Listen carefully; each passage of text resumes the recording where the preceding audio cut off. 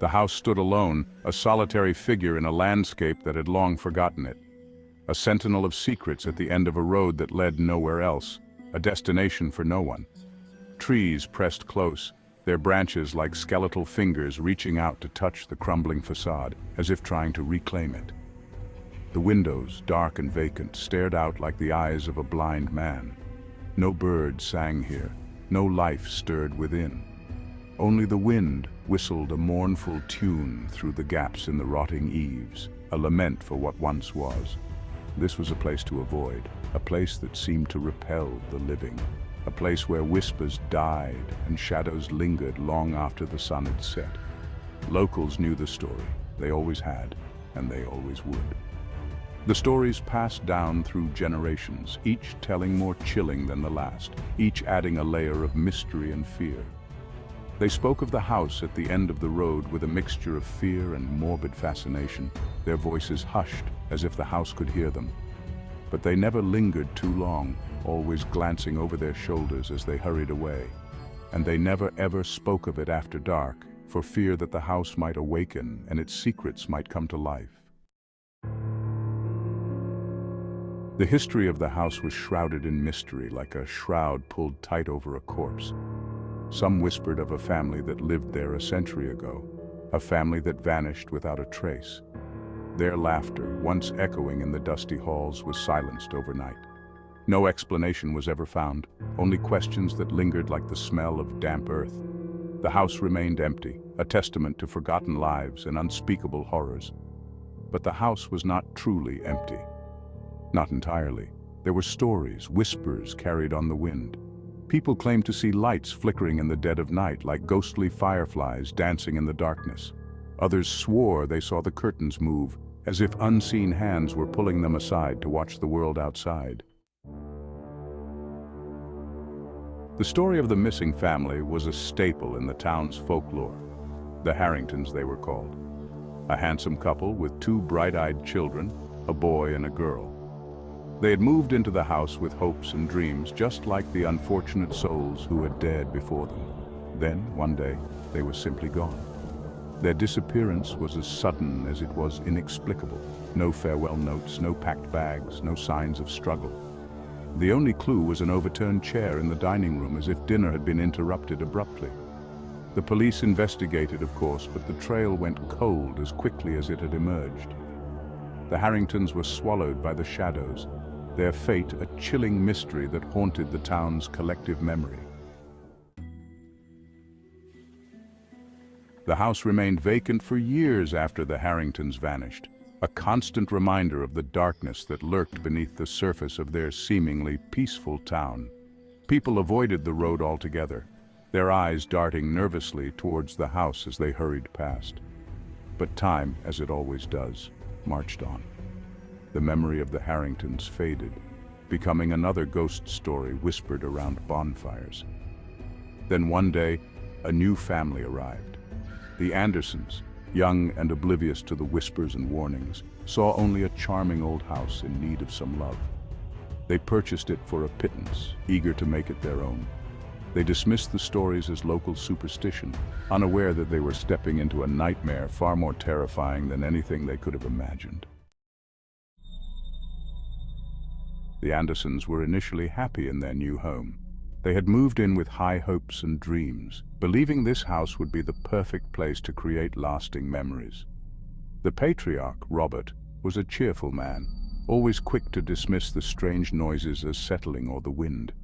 He would laugh and say, "Old houses have their quirks." His wife, Eleanor, was more apprehensive, feeling a constant chill even in the warmest rooms.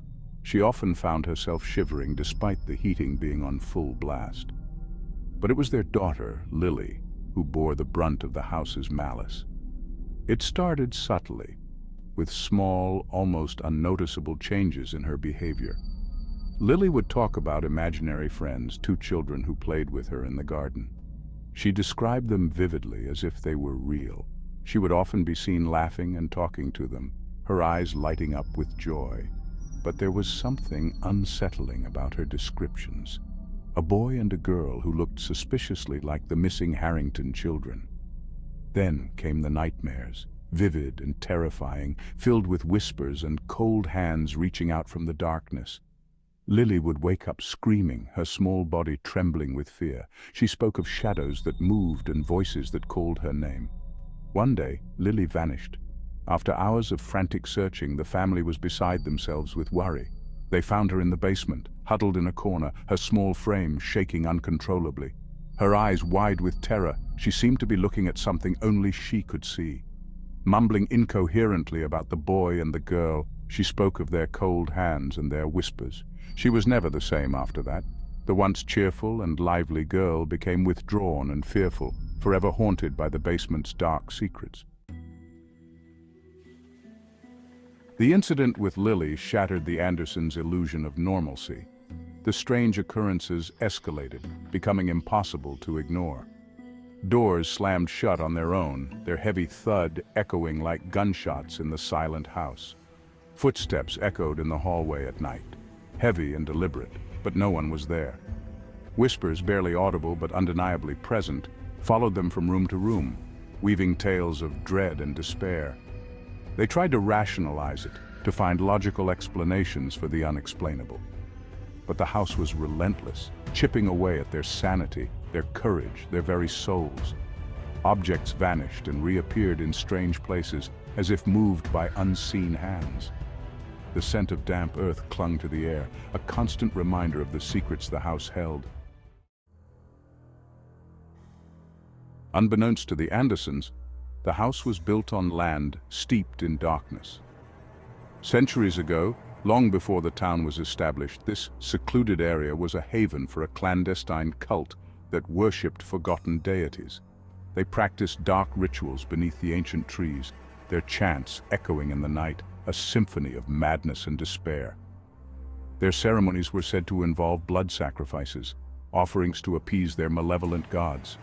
The land became a conduit for their dark energies, a cursed ground where the veil between realities wore thin. It was said that the cult vanished without a trace, their rituals abruptly halted. But the darkness they conjured lingered, seeping into the very foundation of the house built upon their unholy ground. The rituals performed by the cult were whispered to be acts of unspeakable cruelty and dark magic. They sought power, immortality, and dominion over the forces of life and death itself. Their methods were abhorrent, involving the sacrifice of innocent lives, both young and old, their blood spilled upon the earth to appease their dark patrons. Animals, then travelers who strayed too close to their hidden lairs, and finally their own members, offered up on altars of stone and bone. The air crackled with their malevolent energies, their chants a cacophony that shattered the night with its intensity. They believed their rituals would grant them eternal life and unending power, but they only succeeded in cursing the land, staining it with an evil that would echo through the ages, never to be forgotten. The Andersons, tormented by the escalating horrors, finally fled the house. They left everything behind, their possessions scattered as if in haste, their dreams shattered like broken mirrors. The house stood silent once more, its windows dark and accusing. But the darkness within was far from dormant. It pulsed with a life of its own, fueled by the echoes of the atrocities committed upon its foundation.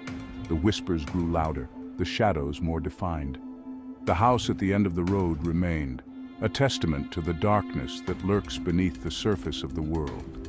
A chilling reminder that some places are best left undisturbed, their secrets buried beneath layers of time and regret. The house at the end of the road still stands today, a chilling silhouette against the setting sun. Its darkened windows seem to watch, unblinking, as the world moves on around it. Locals still avoid it, their footsteps quickening as they pass. They avert their eyes, pretending not to notice the oppressive presence that looms over them. The stories continue to circulate, whispered warnings passed down from generation to generation, tales of strange noises, ghostly apparitions, and unexplained events that chill the blood. No one dares to approach, for they know that some doors are best left unopened, some secrets best left buried. The fear of what lies within is too great, the risk too high. The house is a scar on the landscape, a chilling reminder of the darkness that can fester in the hearts of men and linger long after they are gone. It stands as a monument to the past, a relic of a time when evil was allowed to thrive. The malevolent forces may have been summoned centuries ago, but their presence is still felt, a palpable dread that clings to the air like the stench of decay. The very ground seems to shudder under the weight of its dark history. The house at the end of the road is a warning, a silent testament to the enduring power of fear and the chilling truth that some evils never truly die. It stands as a grim reminder that the past is never truly gone, and that some shadows are too dark to ever be fully banished.